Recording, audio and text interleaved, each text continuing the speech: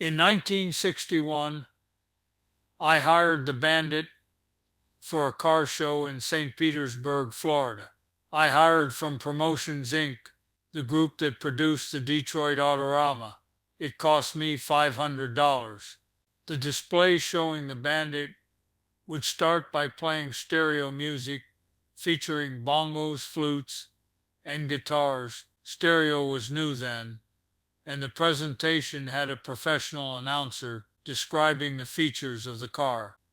To gather the crowd around the car, Ron Ekholm would show the steering stick, raise the top, and fire up the engine. It ran on alcohol for less fumes.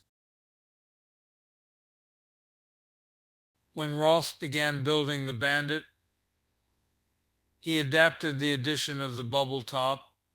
Rumor over the years was that it was formed in a pizza oven. Having owned a sign factory and formed plexiglass faces, I say the pizza story is bull.